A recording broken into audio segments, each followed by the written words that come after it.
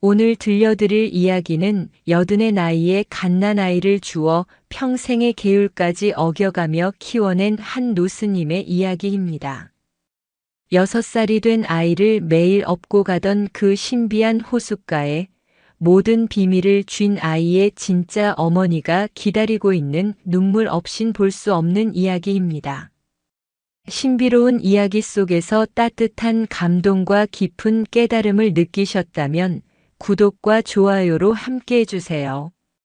때는 바야흐로 온 산천이 하얀 솜니부를 뒤집어 쓴 깊은 겨울이었습니다. 충청도 계룡산 그 신령스러운 산자락 깊은 곳에 자리한 낡은 절 천각사에도 매서운 칼바람이 몰아치고 있었습니다. 해가 진 지는 이미 오래 칠흑 같은 어둠 속에서 들리는 것이라곤 짐승처럼 울부짖는 바람 소리와 낡은 풍경이 얼어붙어 쨍쨍하고 우는 소리뿐이었습니다. 천각사의 주지 스님인 해월 스님은 그때 나이가 이미 80에 이른 노승이었습니다. 방 안에 희미한 등잔불 아래서 두꺼운 솜 누비옷을 껴입고 앉아 있었지만 세월의 무게를 이기지 못한 늙은 몸은 창호지를 뚫고 들어오는 외풍에도 시리게 아파왔습니다. 올겨울은 유난히도 맵구나. 이 바람에 산짐승들이나 무사할는지. 스님은 깊은 주름이 팬 얼굴로 덜컹거리는 문짝을 바라보며 나지막이 의졸였습니다. 그가 평생을 부처님께 기대어 살아왔지만 80의 나이에 홀로 맞는 겨울밤은 유난히도 길고 적막했습니다. 스님은 앓는 소리를 내며 자리에서 일어났습니다. 낡은 무릎이 삐걱거리는 소리를 냈습니다. 그저 방 안을 몇 걸음 걸어 불씨가 꺼져가는 화로에 마른 나뭇가지 몇 개를 더 넣기 위함이었습니다. 바로 그때였습니다. 그 맹렬한 바람 소리를 뚫고 무언가 아주 가냘프고도 처절한 소리가 스님의 귓전을 파고들었습니다. 해월 스님은 그 자리에 우뚝 멈춰 섰습니다. 손에 쥐고 있던 나뭇가지를 화로 옆에 떨어뜨렸습니다. 잘못 들은 것이겠지. 이 깊은 산중에, 이 눈보라 속에. 스님은 애써 고개를 저었습니다. 하지만 소리는 그치지 않았습니다. 바람이 잠시 잦아든 틈을 타 그 소리는 더욱 애절하게 들려왔습니다. 그것은 틀림없는 갓난아기의 울음소리였습니다.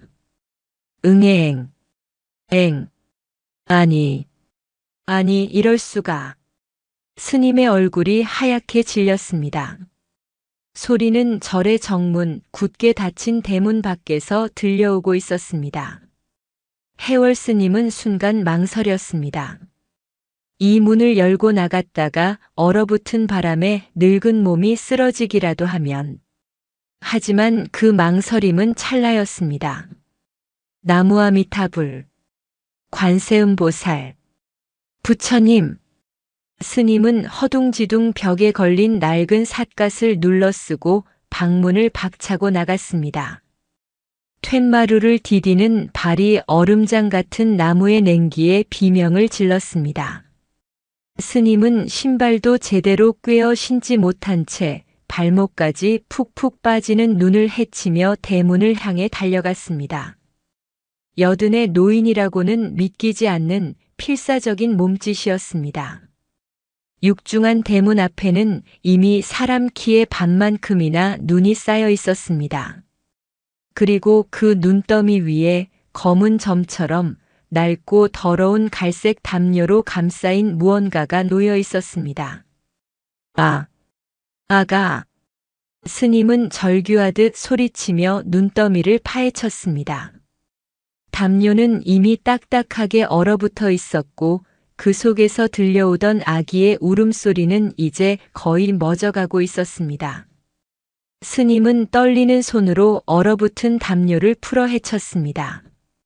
그 안에는 태어난 지 며칠 되지도 않아 되는 핏덩이 같은 갓난아기가 파랗게 질린 채 누워 있었습니다.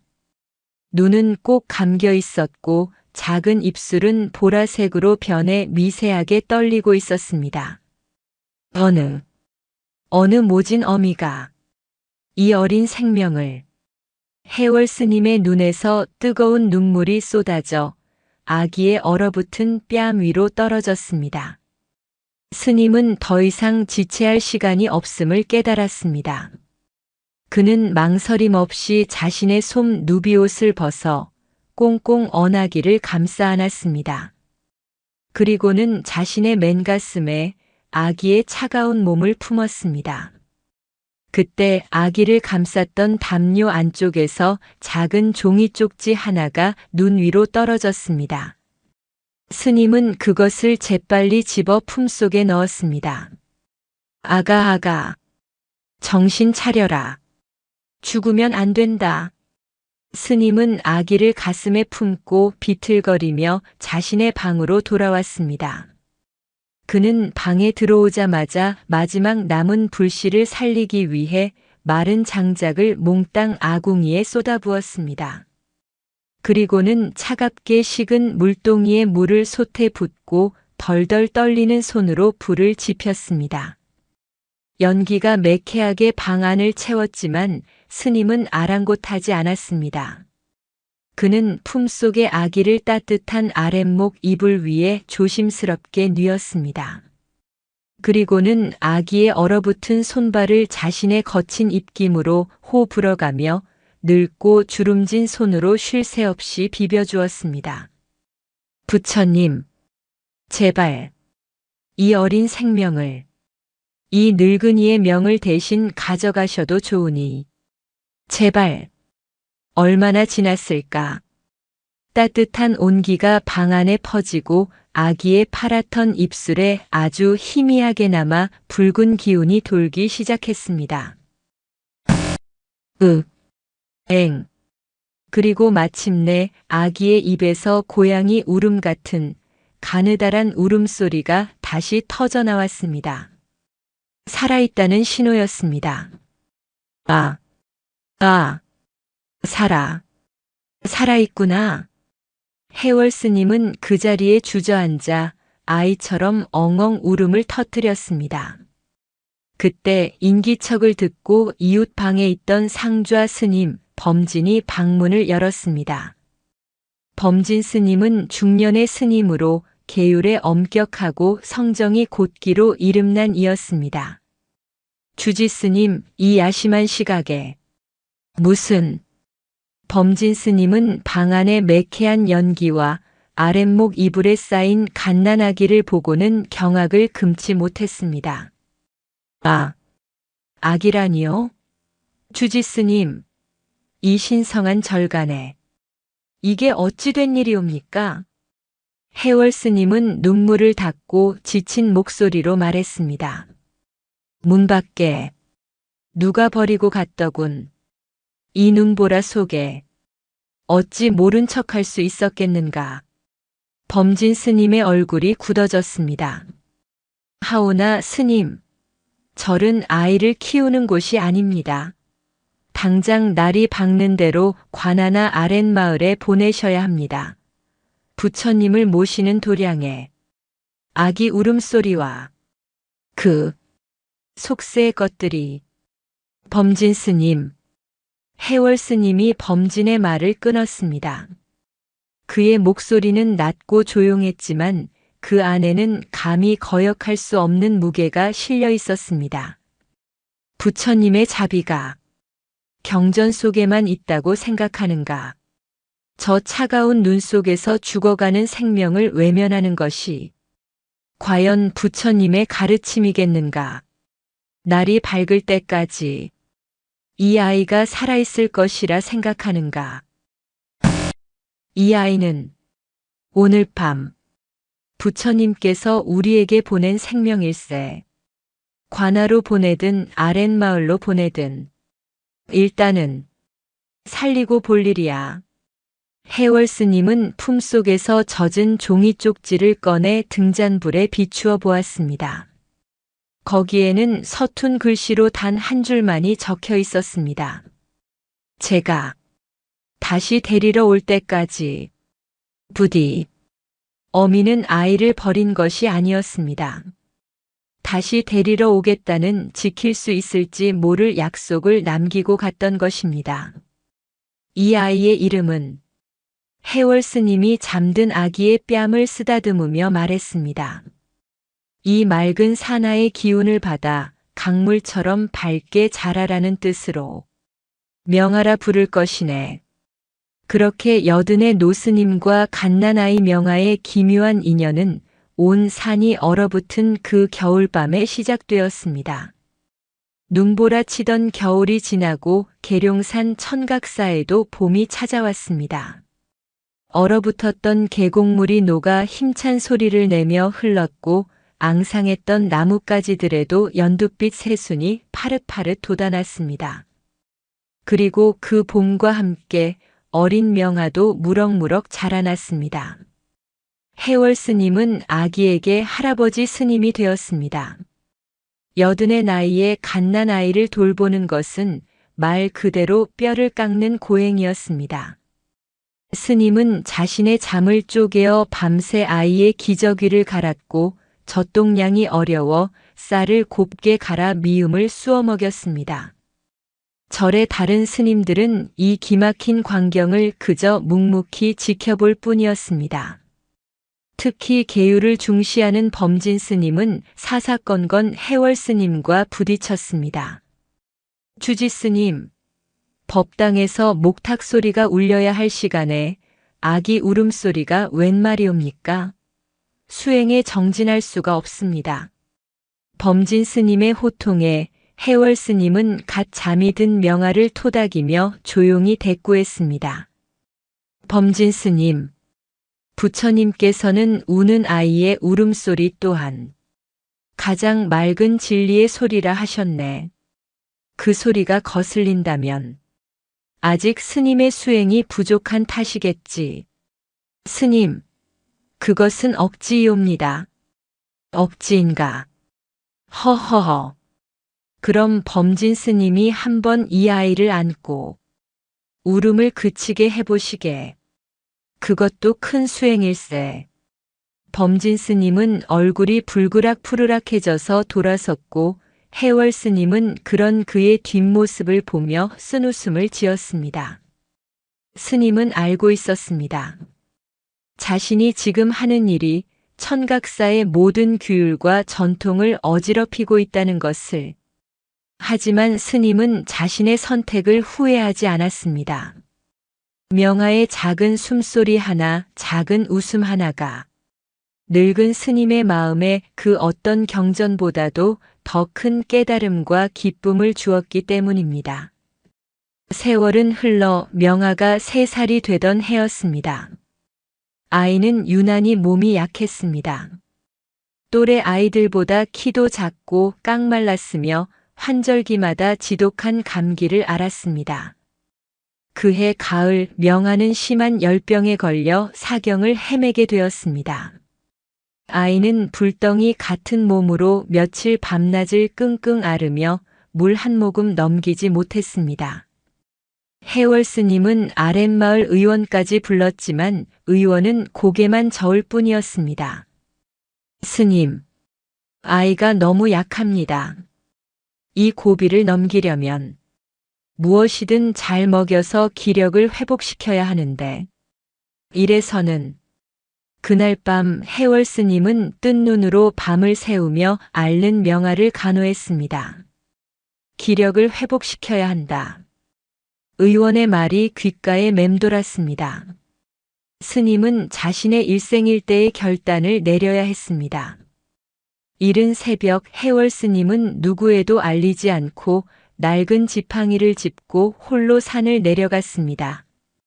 그리고 해가 중천에 떴을 무렵 스님은 허겁지겁 절로 돌아왔습니다. 스님의 승복 안쪽에는 무언가가 불룩하게 숨겨져 있었습니다.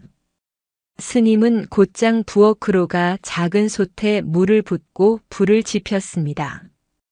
그리고 품속에서 조심스럽게 푸죽간에서 끊어온 붉은 소고기 한 덩이를 꺼냈습니다.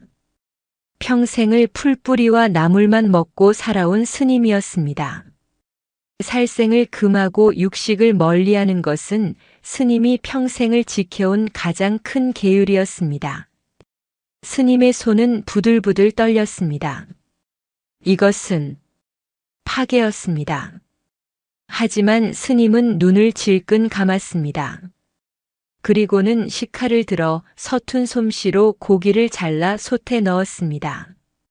부처님, 이 늙은이가 오늘 지옥에 갈 죄를 짓습니다.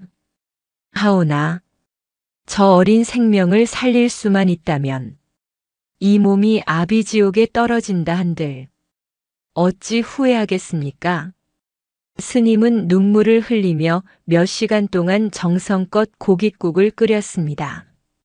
그때 부엌 문이 열리며 범진 스님이 들어섰습니다. 그는 코를 찌르는 누린내에 미간을 찌푸렸습니다.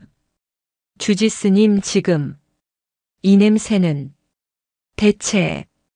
범진 스님은 솥 안에서 펄펄 끓고 있는 붉은 고깃국을 보고는 자신의 눈을 의심했습니다.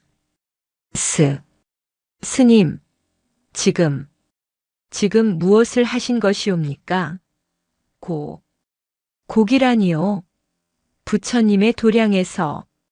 범진 스님은 마치 세상이 무너진 듯한 표정으로 절규했습니다. 해월 스님은 조용히 국을 그릇에 퍼담으며 말했습니다. 명아가 죽어가고 있네. 그것이 어찌 고기를 드실 이유가 된단 말입니까? 그것은 파괴입니다. 스님께서는 평생 쌓아오신 공덕이라. 해월 스님이 그릇을 들고 일어섰습니다. 스님의 눈은 붉게 충혈되어 있었지만 그 빛은 그 어느 때보다도 단호했습니다. 범진 스님, 내가 평생을 쌓아온 공덕이라는 것이 눈앞에서 죽어가는 어린아이 하나 살리지 못한다면 그까짓 공덕 나는 차라리 버리겠네.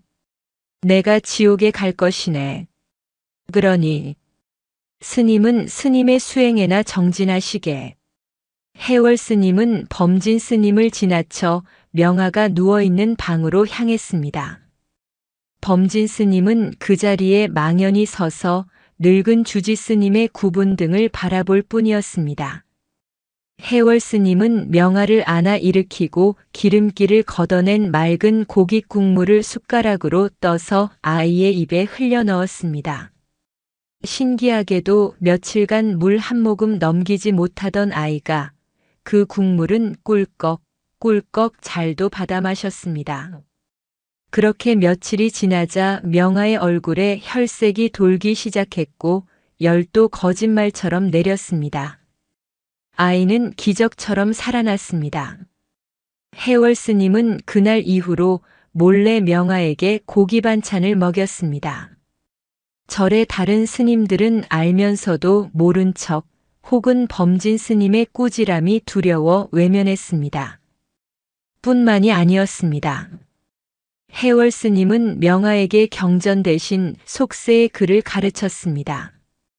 아랫마을 훈장님께 부탁해 천자문을 구해왔고 그림이 가득한 옛날 이야기 책을 읽어주었습니다. 할아버지 스님, 이건 뭐예요? 이것은 토끼와 거북이라는 것이니라. 느린 거북이가 빠른 토끼를 이기는 이야기지. 왜요? 거북이가 더 빨라요? 허허 아니니라. 거북이는 쉬지 않고 꾸준히 갔기 때문이지. 명아야, 똑똑한 것보다 중요한 것은 꾸준한 것이니라. 무엇이든 포기하지 않고 끝까지 하는 마음. 그것이 가장 중요하단다. 명아는 할아버지 스님의 무릎에 앉아 이야기를 들으며 세상의 이치를 하나씩 배워나갔습니다. 아이는 해월 스님이 세상의 전부였고 해월 스님 또한 명아가 늙은 삶의 전부였습니다. 명아가 6살이 되던 해 아이는 몰라보게 건강해졌습니다. 해월 스님의 지극한 보살핌 덕분에 비록 또래보다 체구는 작았지만 잔병치레 없이 밝고 씩씩한 아이로 자라났습니다. 아이의 웃음소리는 낡고 적막했던 천각사의 가장 큰 활력소가 되었습니다.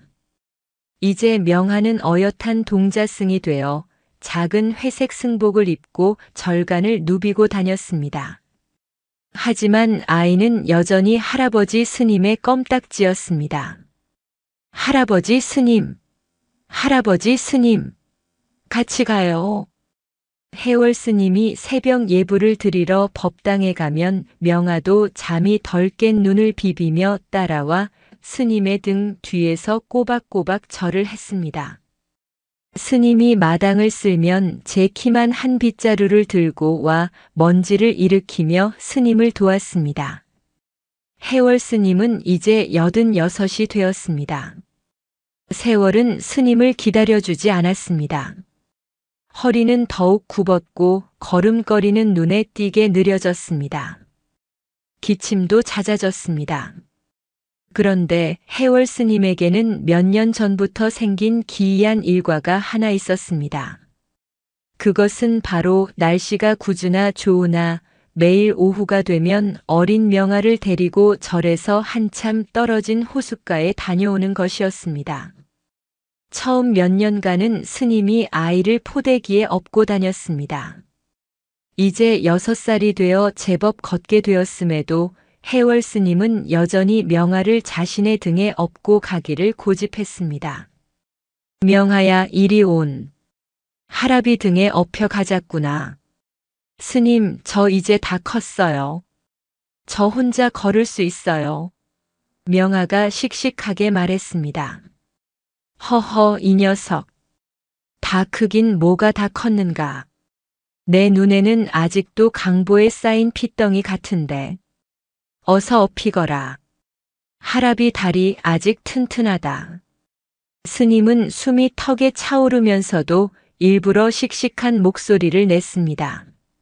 명아는 그런 할아버지 스님의 등이 세상에서 가장 편안하고 좋았습니다.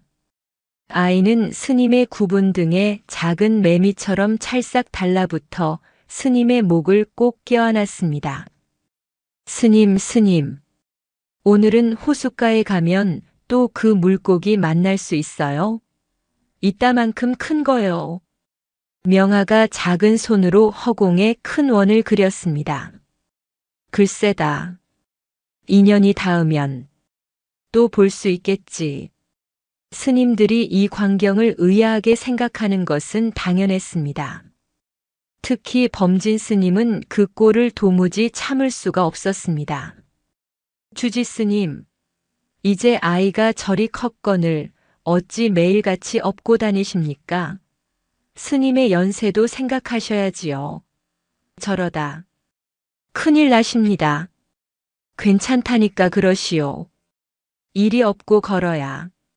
나도 다리에 힘이 붙는 것 같아 좋구먼.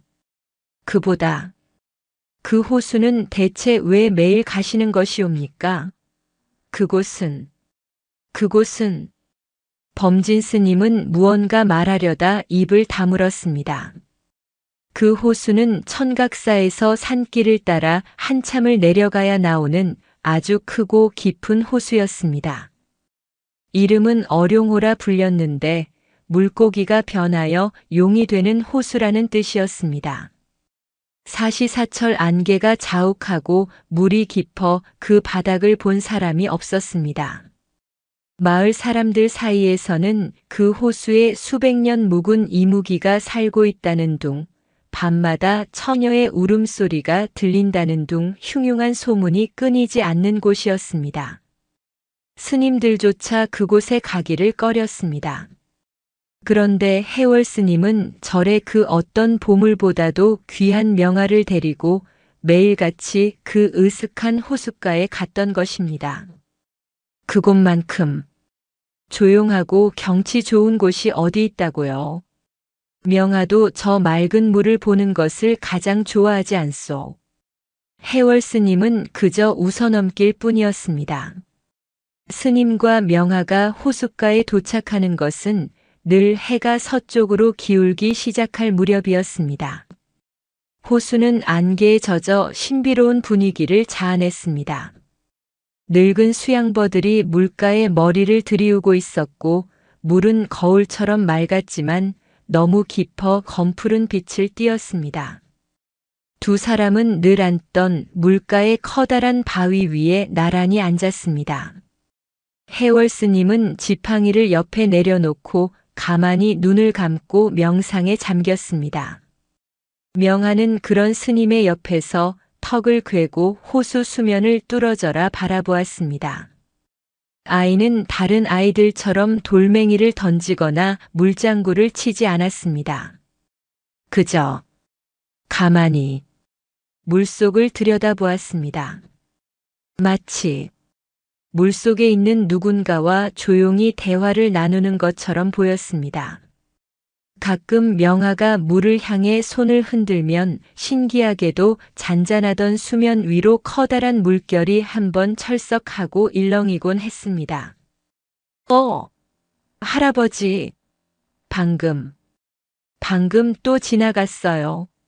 엄청 큰 물고기요. 명하가 신이 나서 소리쳤습니다.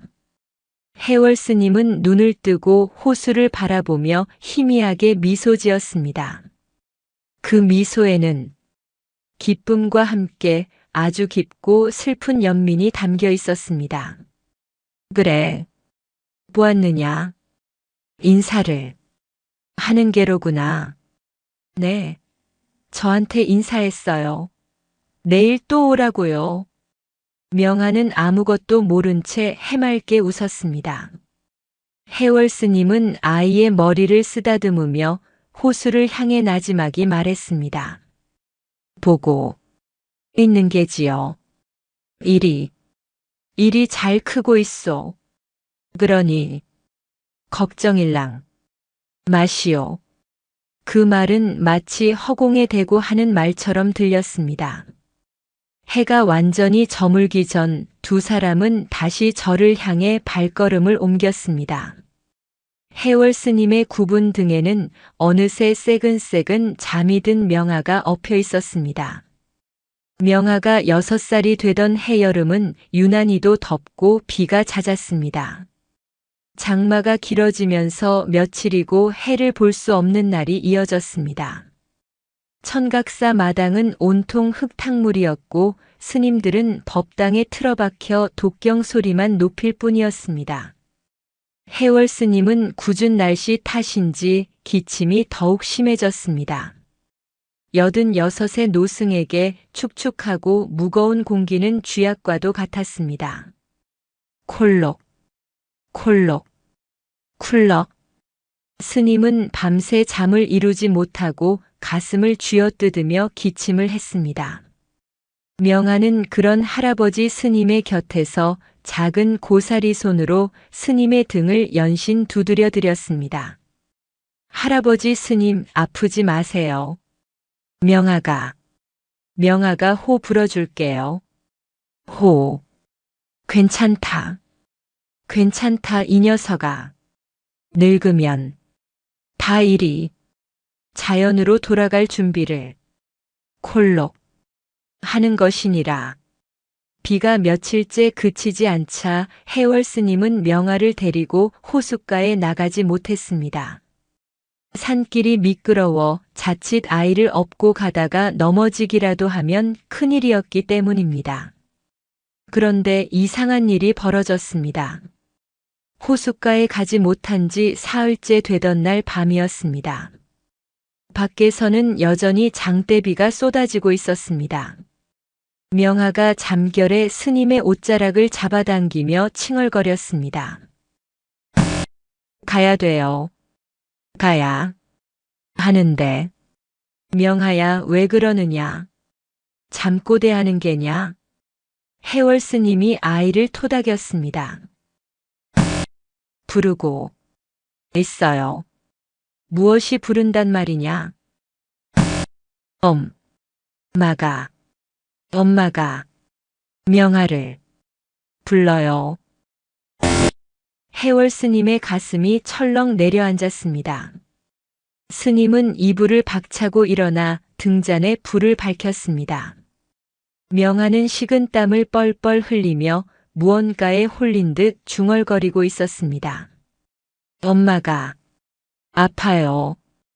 비가 너무 많이 와서 추워요. 명하 보고 싶다고 울어요. 해월 스님의 얼굴이 하얗게 굳었습니다. 엄마라니. 명하는 태어나서 단 한 번도 엄마라는 말을 입에 담은 적이 없었습니다. 자신이 아비고 어미였기에 아이는 그런 존재가 있다는 것조차 모르는 듯 했습니다. 설마 그럴 리가. 아이가 어찌.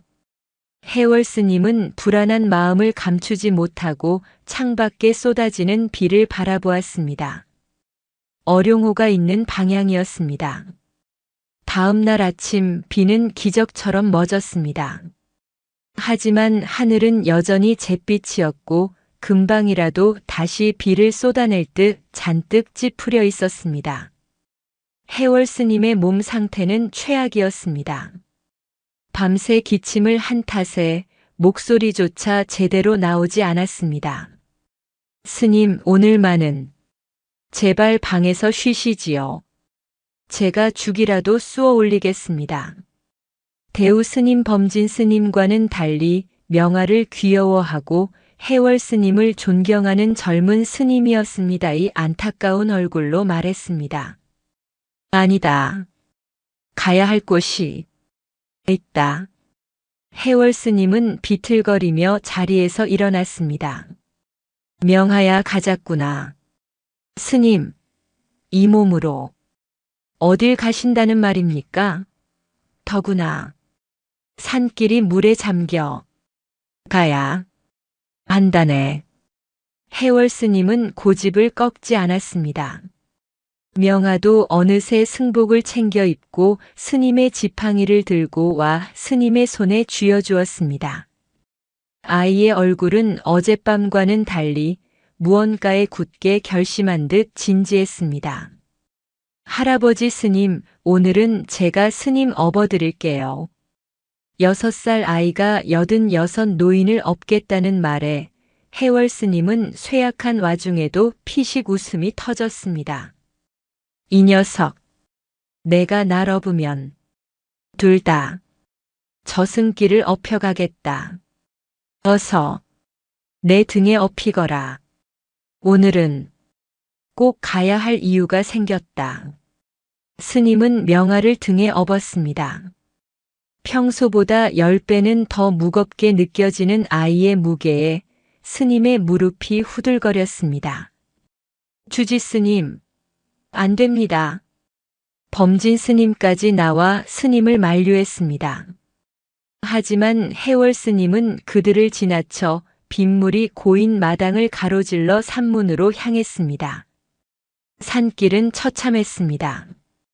밤새 내린 비로 흙길은 강물처럼 변해 있었고 곳곳에 쓰러진 나뭇가지들이 길을 막고 있었습니다.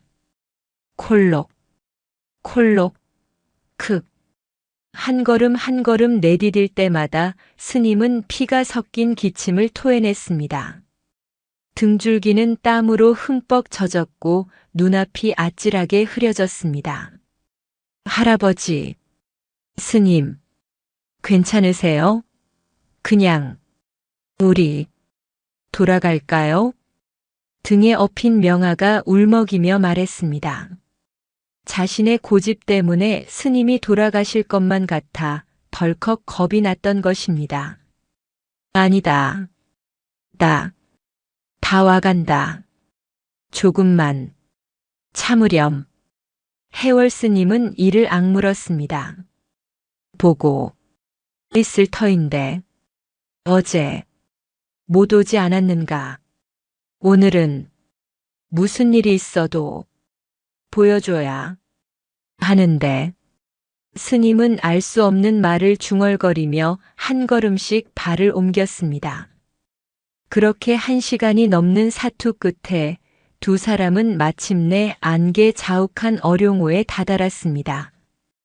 호수는 평소와 달랐습니다. 밤새 내린 비로 물이 불어나 호수는 금방이라도 넘칠 듯이 일렁이고 있었습니다.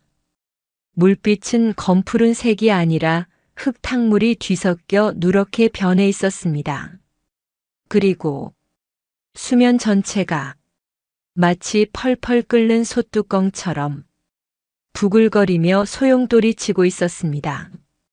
할아버지, 스님, 저기, 명아가 공포에 질린 목소리로 호수 한가운데를 가리켰습니다. 그곳에서 거대한 무언가가 물보라를 일으키며 꿈틀거리고 있었습니다. 어룡호는 분노한 짐승처럼 울부짖고 있었습니다. 흙탕물이 소용돌이치는 호수 한가운데 집채만 한 무언가가 거대한 몸을 뒤틀고 있었습니다. 그것은 마치 거대한 나무 뿌리가 물속에서 솟아오른 것 같기도 하고 혹은 상상 속의 괴물이 물 위로 모습을 드러내려 하는 것 같기도 했습니다. 크어어. 천둥 소리 같은 혹은 깊은 동굴에서 울려 나오는 듯한 기이한 울음소리가 물속에서부터 울려 퍼졌습니다. 해월 스님은 등에 업힌 명아를 바위 위에 조심스럽게 내려놓았습니다. 스님의 얼굴은 비에 젖고 땀에 젖어 핏기 하나 없이 창백했습니다. 명아야, 무서워 말고 저기를 잘 보거라. 할아버지, 저게 뭐예요? 무서워요. 명아는 바들바들 떨며 해월 스님의 다리를 붙잡았습니다. 해월 스님은 그런 명아의 머리를 쓰다듬으며 호수를 향해 나지막이 말했습니다. 이리 늦게 와서 미안하오. 이 아이도 당신이 걱정되어 밤새 울었소이다. 스님은 마치 오랜 친구에게 말하듯 호수를 향해 말을 건넸습니다. 그 말이 들리기라도 한 듯 소용돌이 치던 호수 한가운데의 움직임이 잠시 멈추었습니다. 그리고 누런 흙탕물 속에서 거대한 머리 하나가 천천히 솟아올랐습니다. 그것은 뱀의 머리였습니다. 하지만 보통의 뱀이 아니었습니다. 머리의 크기만 해도 황소 머리보다 컸고 그 머리 위에는 사슴의 뿔을 닮은 무언가가 돋아 있었습니다. 눈은 붉은 등불처럼 이글거렸습니다. 그것은 용이 되지 못한 이묵이었습니다. 히. 명아는 비명을 지르며 해월 스님의 등 뒤로 숨었습니다. 그런데 거대한 이무기는 두 사람을 해칠 듯이 노려보는 것이 아니었습니다. 그 붉은 두 눈에는 분노가 아니라 이루 말할 수 없는 깊은 슬픔과 고통이 담겨 있었습니다. 이무기는 해월 스님과 명아를 한참 동안 바라보더니 크윽 하는 신음소리를 내며 자신의 옆구리 쪽을 머리로 가리켰습니다. 그제야 해월 스님은 보았습니다. 이무기의 거대한 몸통, 그 옆구리께에 밤새 불어난 물에 떠내려온 거대한 아름드리 나무가 마치 창처럼 깊숙이 박혀 있었습니다. 밤새 물이 불어나면서 산사태로 쓰러진 나무가 급류에 휩쓸려 호수 속 이무기의 몸을 꿰뚫어버린 것이었습니다. 이무기는 지금 죽어가고 있었습니다. 어젯밤 명아가 꿈속에서 엄마가 아프다고 울었던 것은 잠꼬대가 아니었습니다. 그것은 천리를 떨어져 있어도 전해지는 어미와 자식 간의 교감이었습니다. 이럴 수가. 해월 스님의 눈에서 눈물이 흘렀습니다. 어찌 이런. 부처님, 너무 잔인하시지 않습니까? 해월 스님은 하늘을 향해 절규했습니다. 이무기는 고통에 겨워 몸을 뒤틀었고 그때마다 호수는 피처럼 붉은 흙탕물을 뿜어냈습니다. 마. 그때 스님의 등 뒤에 숨어 떨던 명아가 홀린 듯이 이무기를 바라보며 중얼거렸습니다. 엄마, 아파? 아프지 마. 명아가 해월 스님의 손을 뿌리치고 물가를 향해 달려나갔습니다. 명아야, 안 된다. 위험하다. 해월 스님이 기겁하며 아이를 잡으려 했지만 늙은 몸은 마음처럼 따라주지 않았습니다. 엄마, 내가 구해줄게. 아프지 마. 명아는 흙탕물이 넘실대는 호숫가에 주저앉아 이무기를 향해 작은 두 손을 뻗으며 엉엉 울기 시작했습니다. 이무기는 그런 명아를 바라보며 그 붉은 눈에서 뜨거운 눈물 한 방울을 툭 떨어뜨렸습니다. 그리고는 마지막 힘을 다한 듯 거대한 몸을 물속으로 가라앉히려 했습니다. 안 돼. 엄마. 가지 마. 명아. 명아 여기 있어. 바로 그 순간이었습니다. 콜록, 쿨럭, 해월 스님이 가슴을 움켜쥐며 검붉은 피 한 덩이를 바닥에 토해냈습니다. 무리한 산행과 눈앞의 충격적인 광경에 스님의 마지막 남은 생명력이 다해버린 것입니다. 할아버지, 스님, 명아가 울음을 그치고 피를 토하며 쓰러지는 해월 스님을 바라보았습니다. 명하야, 이리 오너라. 스님은 바위에 쓰러진 채 가쁜 숨을 몰아쉬며 명아에게 손짓했습니다. 명아는 울면서 스님에게 기어갔습니다. 스님, 할아버지, 아프지 마세요. 스님도 아프지 마. 괜찮다. 괜찮아. 늙은이는 갈 때가 되었으니 가는 것뿐. 콜록. 해월 스님은 떨리는 손으로 명아의 뺨을 어루만졌습니다. 그리고 호수를 바라보았습니다. 이무기는 차마 떠나지 못하고 머리만 간신히 물 위에 내민 채 스님과 아이를 지켜보고 있었습니다. 해월 스님은 이무기를 향해 마지막 미소를 지어 보였습니다. 보시오. 이 아이. 당신 아들이요. 당신이 6년 전 그 눈보라 치던 밤에 내게 맡기고 간 당신의 아들이란 말이요. 그것이 해월 스님이 매일같이 명아를 데리고 호숫가를 찾았던 이유였습니다. 6해 전 그 겨울밤, 해월 스님이 절문 앞에서 갓난아이를 발견했을 때 사실 스님이 본 것은 그것이 전부가 아니었습니다. 스님이 아이를 품에 안고 절 안으로 들어서려던 바로 그 순간, 스님은 절 앞 숲속 어둠 속에서 무언가 거대한 것이 자신을 지켜보고 있음을 느꼈습니다. 그것은 눈보라 속에서도 형형하게 빛나는 2개의 붉은 등불 같은 눈이었습니다.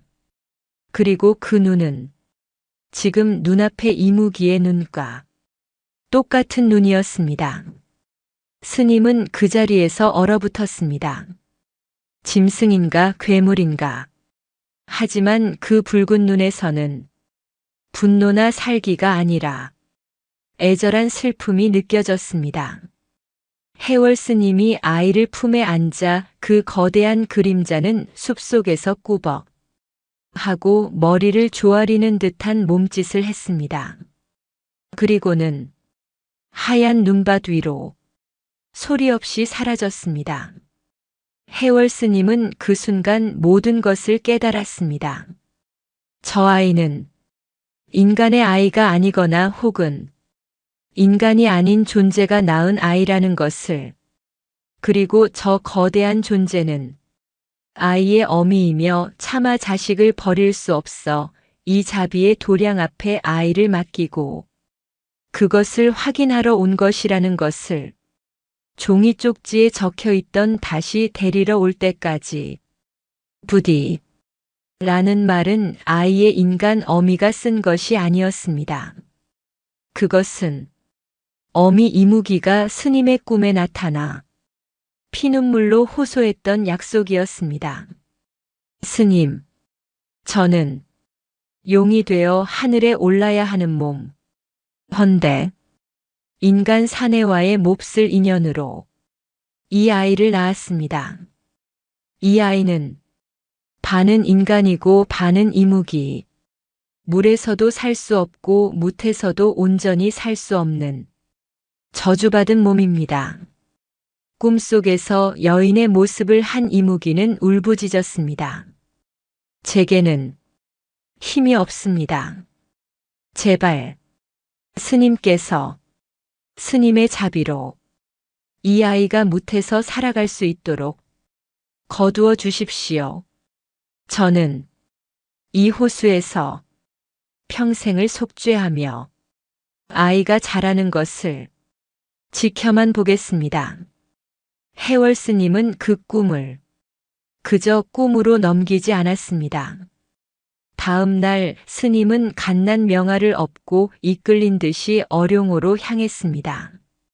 그리고 호수를 향해 말했습니다. 내가 이 아이의 어미더냐? 내가 이 늙은이에게 이 아이를 맡긴 것이더냐? 그러자 잔잔하던 호수에서 거대한 이무기가 머리를 들어 올렸습니다. 스님은 놀랐지만 두려워하지 않았습니다. 보아라, 내 아이다. 내가 다시 데리러 올 그날까지, 아니, 이 늙은 몸이 다하는 그날까지 내 목숨을 다해 이 아이를 지키고 키울 것이다. 이무기는 붉은 눈에서 눈물을 뚝뚝 흘렸습니다. 대신 나도 너에게 청이 있다. 너는 이 호수에 깃든 영물, 다시는 인간들의 눈에 띄어 그들을 해하거나 놀라게 하지 말거라. 그저 묵묵히 너의 업을 닦거라. 이무기는 깊이 고개를 숙여 스님의 약속에 화답했습니다. 그날부터 해월 스님과 이무기 어미 사이에는 아무도 모르는 약속이 이어진 것입니다. 해월 스님은 매일같이 명아를 데리고 호숫가에 와 어미에게 아들이 커가는 모습을 보여주었습니다. 명아가 유난히 병약했던 것도, 해월 스님이 계율을 어겨가며 고기를 먹였던 것도 모두 아이가 반은 인간이요 반은 용의 피를 이었기 때문이었습니다. 아이의 몸은 보통의 인간 아이와는 달리 강한 기운을 필요로 했던 것입니다. 어미 이무기는 매일같이 호수 밑바닥에서 아들의 모습을 보며 천갈래 만갈래 찢어지는 마음을 달래며 속죄의 세월을 보냈습니다. 그런데 오늘 그 어미가 죽어가고 있었습니다. 할아버지, 스님. 명아는 쓰러진 스님과 죽어가는 이무기 사이에서 어쩔 줄을 모르고 울부짖었습니다. 자신의 두 어머니가 동시에 죽어가고 있었습니다. 명아야, 울지 마라. 해월 스님은 마지막 숨을 헐떡이며 아이의 손을 잡았습니다. 저분이 널 낳아주신 어머니다. 비록 모습은 저러하나 너를 향한 사랑은 이 할아비보다 천배, 만배, 깊으니라. 엄마, 엄마. 명아가 호수를 향해 다시 울부짖었습니다. 이무기는 고통 속에서도 아이의 울음소리에 힘을 얻은 듯 마지막 힘을 짜내었습니다. 크어워. 이무기는 거대한 몸을 뒤틀어 옆구리에 박힌 거대한 나무를 부러뜨리려 애썼습니다. 하지만 나무는 너무도 깊이 박혀 있었습니다. 스님, 스님.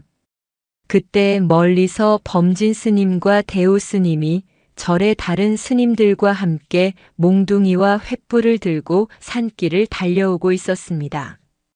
해월 스님과 명아가 걱정되어 뒤를 따라왔던 것입니다.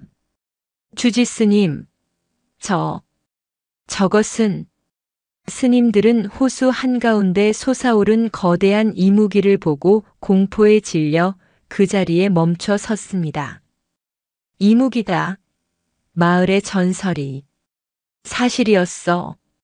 저 괴물이 주지 스님과 명아를. 범진 스님이 얼굴이 새파랗게 질려 손에 든 횃불을 이무기를 향해 겨누었습니다. 물러가라.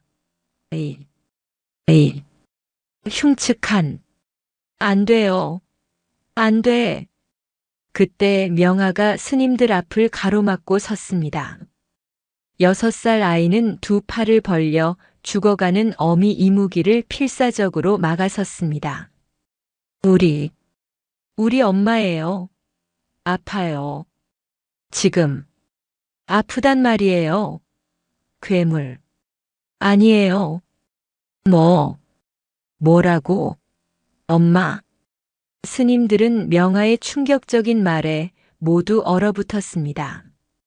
범진. 스님. 그때 해월 스님의 갈라진 목소리가 들려왔습니다. 다들 무기를 버리시오. 저분은 명아의 어미요.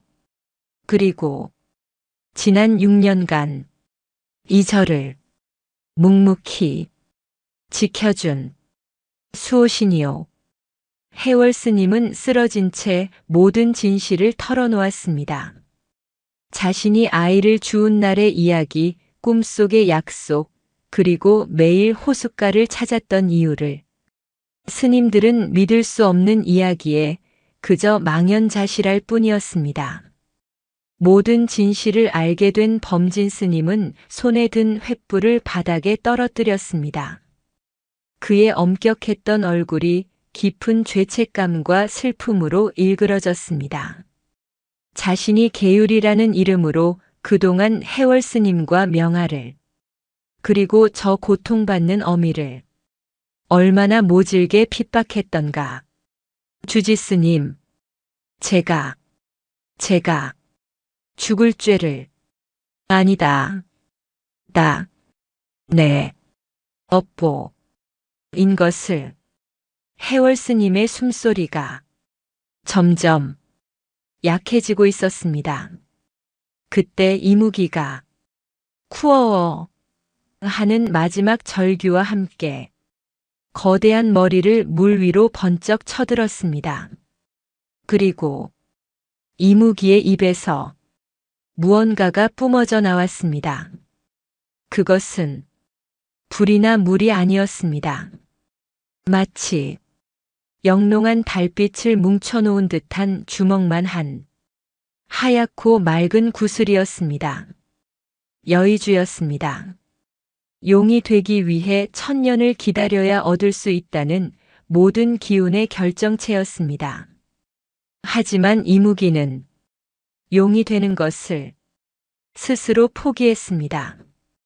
구슬은 포물선을 그리며 날아와 정확하게 쓰러져 있는 해월 스님의 품 안으로 떨어졌습니다. 그리고 이무기는 엄마라고 부르는 아들의 모습을 마지막으로 그 붉은 눈에 담으며 거대한 몸을 천천히 물속으로 가라앉혔습니다. 엄마, 안 돼. 엄마! 명아의 처절한 울음소리가 호수 전체에 울려 퍼졌습니다. 이무기가 사라진 호수는 언제 그랬냐는 듯이 다시 고요한 흙탕물로 변해버렸습니다. 호숫가에는 정적만이 감돌았습니다. 명아의 구슬픈 울음소리와 스님들의 조용한 흐느낌만이 잿빛 하늘 아래 울려 퍼졌습니다. 해월 스님은 이미 숨이 멎은 듯 미동도 하지 않았습니다. 주지 스님, 스님, 범진 스님과 대우 스님이 기어가 해월 스님의 곁에 엎드렸습니다. 스님, 눈을 뜨십시오. 저희가 잘못했습니다. 바로 그때였습니다. 해월 스님의 품 안에 떨어졌던 그 하얀 여의주가 눈이 부실 정도로 찬란한 빛을 뿜어내기 시작했습니다. 그 빛은 너무나도 따뜻하고 자비로웠습니다. 빛은 쓰러진 해월 스님의 몸을 마치 부드러운 비단처럼 감싸 안았습니다. 아! 스님들은 눈앞의 광경에 또 한 번 숨을 죽였습니다. 빛이 스님의 몸을 감쌀수록 해월 스님의 창백했던 얼굴에 서서히 붉은 혈색이 돌기 시작했습니다. 죽은 듯이 멈춰있던 가슴이 아주 천천히 다시 부풀어 올랐다 가라앉았습니다. 그리고 해월 스님이 기적처럼 다시 눈을 떴습니다. 스님은 자신이 토해냈던 검붉은 피가 아니라 아주 맑은 숨을 깊게 들이마셨습니다. 몸을 짓누르던 모든 고통이 사라진 듯 했습니다. 이것은? 해월 스님은 자신의 품 안에서 빛나고 있는 구슬을 떨리는 손으로 집어들었습니다. 구슬은 불덩이처럼 뜨거웠습니다. 주지 스님, 살아나셨습니다. 대우 스님이 감격에 겨워 외쳤습니다. 해월 스님은 자신이 살아났다는 기쁨보다 호수를 바라보며 깊은 슬픔에 잠겼습니다. 어리석은 어미여, 용이 되는 것보다 자식의 목숨이 중했단 말인가. 이무기는 자신의 천년 공력이 담긴 여의주를 아들을 살리기 위해 쓴 것이 아니었습니다.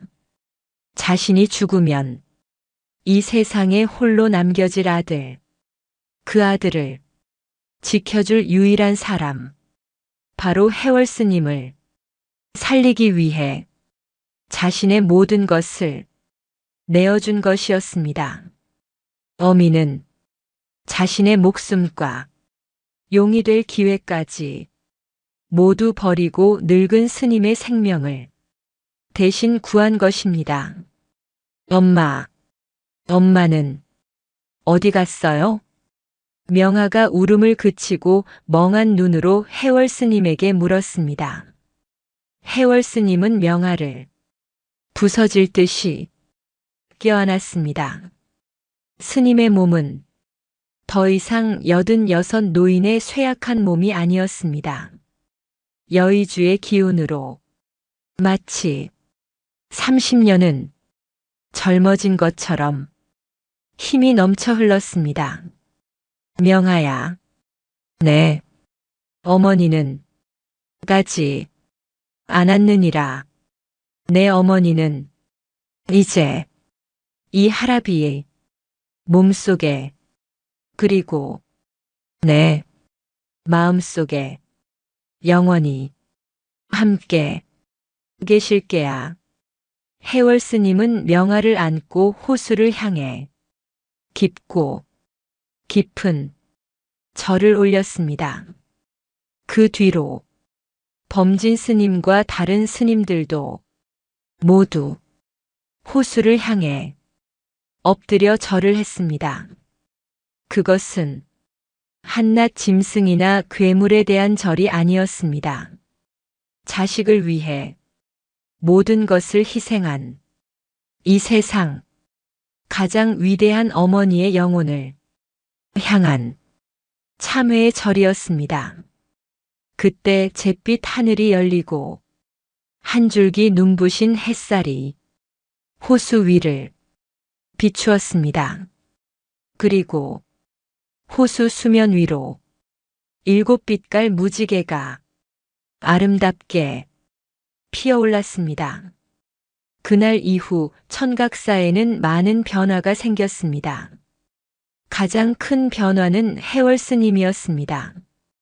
죽음의 문턱에서 돌아온 스님은 놀라울 정도로 건강해졌습니다. 허리는 꼿꼿하게 펴졌고 목소리는 젊은 시절처럼 쩌렁쩌렁 울렸습니다. 스님은 86의 나이가 무색하게 다시 절의 모든 일을 진두지휘했습니다. 물론 스님의 품속에는 어미 이무기가 남긴 하얀 구슬이 늘 따뜻한 온기를 품고 있었습니다. 스님은 그 구슬을 자신의 목숨처럼 소중히 간직했습니다. 범진 스님도 변했습니다. 그는 더 이상 명아를 절의 규율을 어지럽히는 아이로 보지 않았습니다. 그는 해월 스님 앞에 엎드려 자신의 어리석음을 눈물로 참회했습니다. 주지 스님, 소승이 부처님의 참뜻도 모르고 스님의 깊은 자비를 의심했습니다. 이 죄를 어찌 갚아야 할지 해월 스님은 범진 스님을 따뜻하게 일으켜 세웠습니다. 범진 스님, 죄는 나에게 짓는 것이 아니네. 우리는 모두 저 어룡호의 위대한 어머니 영혼에게 큰 빚을 졌네. 그 빚을 갚는 길은 오직 하나뿐일세. 그날부터 범진 스님은 명아를 자신의 친아들처럼, 아니 그 이상으로 지극정성으로 보살피기 시작했습니다. 그는 해월 스님을 대신해 명아에게 글을 가르치고 심지어 몰래 고기를 구해다 먹였습니다. 명아야, 많이 먹거라. 내가 튼튼하게 자라는 것이 우리가 내 어머니께 은혜를 갚는 유일한 길이다. 범진 스님의 무뚝뚝한 얼굴에 처음으로 따뜻한 미소가 피어났습니다. 가장 많이 변한 것은 명아였습니다. 명아는 그날 이후 더 이상 울지 않았습니다. 6살 아이의 얼굴에서는 천진난만함 대신 나이를 알 수 없는 깊고 고요한 슬픔이 자리 잡았습니다. 아이는 매일 호숫가를 찾았습니다. 이제는 해월 스님의 등에 업혀가지 않았습니다. 아이는 자신의 2발로 씩씩하게 그 길을 걸었습니다. 명아는 예전처럼 호숫가 바위에 앉아 물을 바라보았습니다. 이제는 물결이 일렁이지도 큰 물고기가 나타나지도 않았습니다. 호수는 그저 깊고 고요할 뿐이었습니다. 하지만 명아는 알고 있었습니다. 어머니가 자신을 지켜보고 있다는 것을. 명아는 호수를 자신의 집처럼 돌보기 시작했습니다.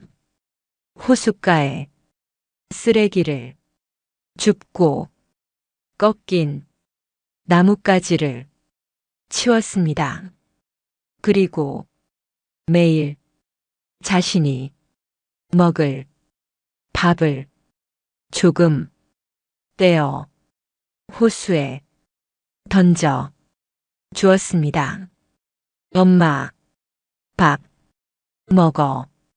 나 오늘 글 배웠어. 범진 스님, 이제 안 무서워. 할아버지, 스님도 이제 안 아파. 그러니까 엄마도 거기서 아프지 말고 편히 쉬어. 아이는 호수와 대화를 나누었습니다. 해월 스님은 그런 명아이 뒷모습을 멀리서 그저 묵묵히 바라볼 뿐이었습니다. 늙은 스님의 눈가에는 늘 이슬이 맺혀 있었습니다. 세월은 물처럼 바람처럼 흘러갔습니다. 어룡호의 기적이 있은 지 10년이라는 시간이 흘렀습니다. 6살의 동자승 명아는 어느덧 16살이 훤칠한 청년이 되었습니다. 어머니의 기운과 해월 스님의 지극한 사랑, 그리고 범진 스님과 대우 스님의 보살핌 속에서 아이는 그 누구보다 굳세고 지혜로운 청년으로 자라났습니다. 명아는 저리 그 누구보다 뛰어난 학생이 되었습니다.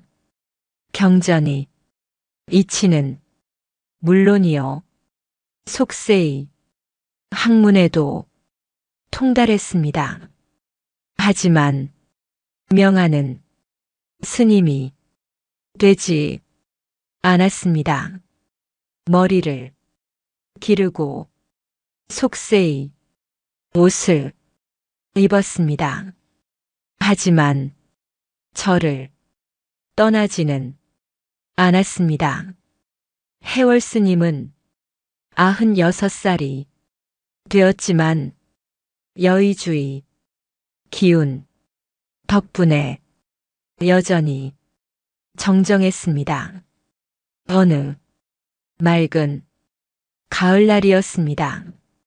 명아가 깨끗한 비단 옷을 차려입고 해월 스님 앞에 와 큰절을 올렸습니다.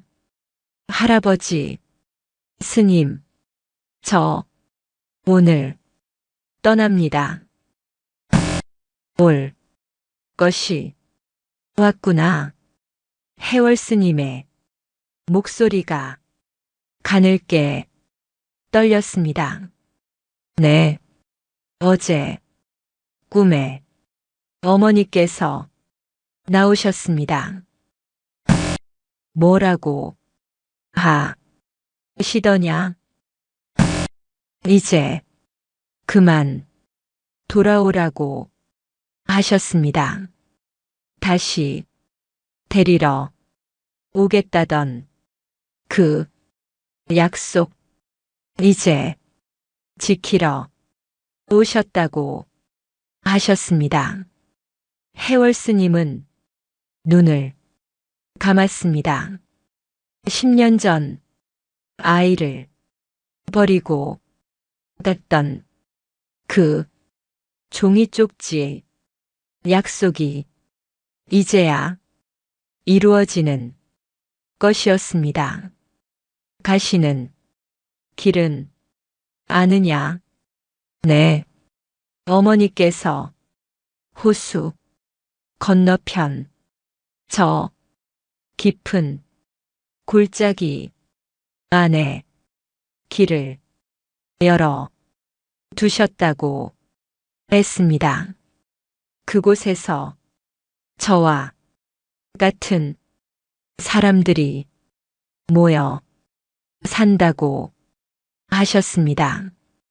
명하는 반은 인간이고 반은 용의 피를 이은 몸, 속세에서도 절에서도 온전히 속할 수 없었던 운명. 이제 그가 돌아갈 곳을 찾은 것입니다. 해월 스님은 품속에서 10년간 간직해 왔던 하얀 여의주를 꺼냈습니다. 이것을 가져 가거라. 이것은 원래 내 어머니의 것이었다. 이 늙은이의 목숨을 10년이나 연명해 주었으니 이제 주인에게 돌려줄 때가 되었다. 명하는 구슬을 받아들지 않고 고개를 저었습니다. 아닙니다, 스님. 이것은 어머니께서 스님께 드린 선물입니다. 스님께서 저를 키워주신 그 은혜에 대한 보답입니다.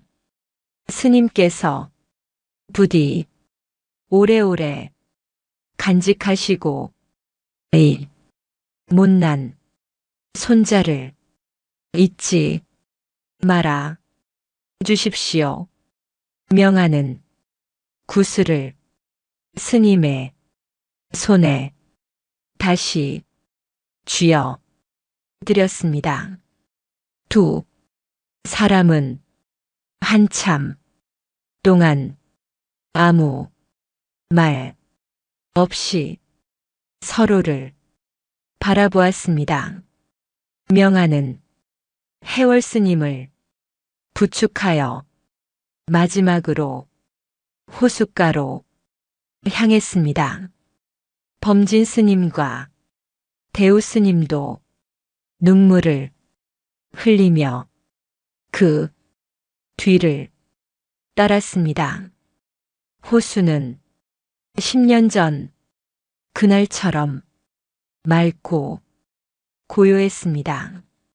명하는 호수를 향해 큰 절을 올렸습니다.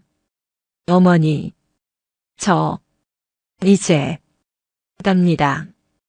그러자 잔잔하던 호수 수면 위로 거대한 물결이 한번 철썩하고 일렁였습니다. 마치 잘 가라고 인사하는 듯이 명하는 스님들에게 마지막 절을 올렸습니다. 스님, 아니, 할아버지, 부디 만수무강 하십시오. 범진 스님, 대우 스님, 그 은혜 잊지 않겠습니다. 명하는 미련 없이 돌아섰습니다. 그리고 호수 건너편 안개 자욱한 골짜기를 향해 뚜벅뚜벅 걸어갔습니다. 해월 스님은 명하이 늠름한 뒷모습이 안개 속으로 완전히 사라질 때까지 그 자리에서 떠나지 못했습니다. 늙은 스님의 뺨 위로 뜨거운 눈물이 하염없이 흘러내렸습니다. 그것은 슬픔의 눈물이 아니었습니다. 자식을 잘 키워 떠나보내는 아버지의, 그리고 그 자식을 지켜준 위대한 어머니에 대한 감사의 눈물이었습니다. 어르신들, 오늘 이야기 어떠셨습니까? 진정한 자비는 정해진 규율이나 틀 안에 갇혀 있는 것이 아닙니다. 눈앞의 생명을 구하기 위해 자신의 모든 것을 내던질 수 있는 마음, 그것이 부처의 마음입니다.